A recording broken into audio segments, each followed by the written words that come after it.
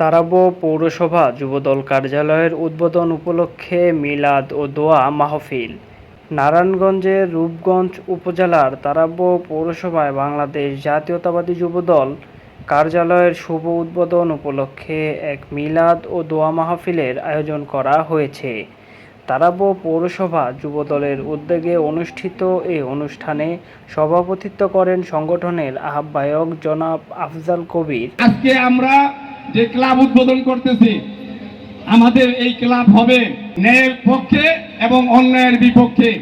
আমরা এই ক্লাব থেকে অন্যায়ের বিরুদ্ধে প্রতিবাদ করব, সন্ত্রাসের বিরুদ্ধে প্রতিবাদ করব, ভূমিদস্যুর বিরুদ্ধে প্রতিবাদ করব। আমরা যাতে এই ক্লাবে কোনো অনৈতিক কর্মকাণ্ড না হয় সেদিকে আমরা সবাই লক্ষ্য রাখবো ইনশাআল্লাহ। আপনারা কি চান আগামীতে রূপগঞ্জে একজন ভালো মানুষ এমপি হয়ে আসুক? তাহলে রূপগঞ্জে একজন ভালো মানুষ 22 পরিবারের এক পরিবারের সন্তান যিনি মুস্তাফিজুর রহমান দীপু ভাই, আমরা ওনার নেতৃত্বে আছি। আজকে উনি যদি এমপি নির্বাচিত হয়, আমরা আশা করি রূপগঞ্জ একটি সুখী সমৃদ্ধ এবং শান্তিপূর্ণ রূপগঞ্জ গঠন করবে ইনশাআল্লাহ। আমরা সেই প্রত্যাশা ব্যক্ত রাখি এবং আগামীতে যাতে দীপু ভাইকে কি আপনারা এমপি হিসেবে চান, তাহলে দীপু ভাইয়ের নির্দেশনা মতো আমাদের সবাইকে কাজ করতে হবে। আমরা কোনো অন্যায় করব না, আমরা কোনো সন্ত্রাসী কর্মকাণ্ড করব না, আমরা কোনো চাঁদাবাজি করব না।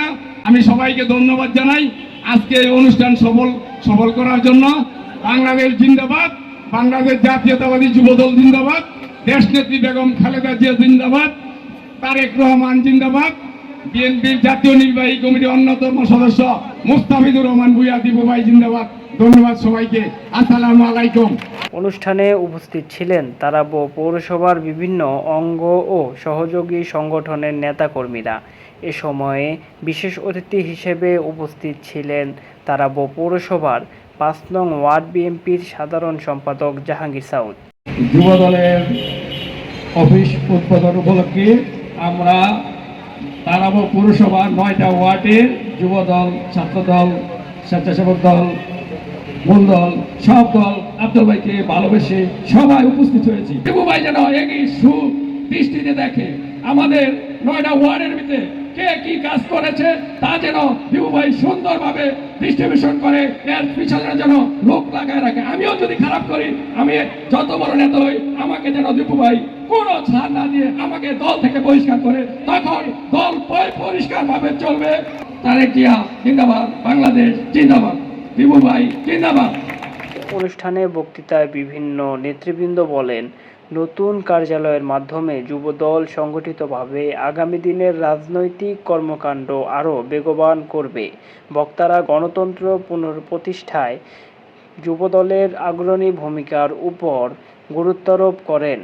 জাহাঙ্গীর সাউদের নেতৃত্বে 5 নং ওয়ার্ড থেকে বিপুল সংখ্যক নেতাকর্মী উপস্থিত হয়ে দোয়া মাহফিলে অংশগ্রহণ করে।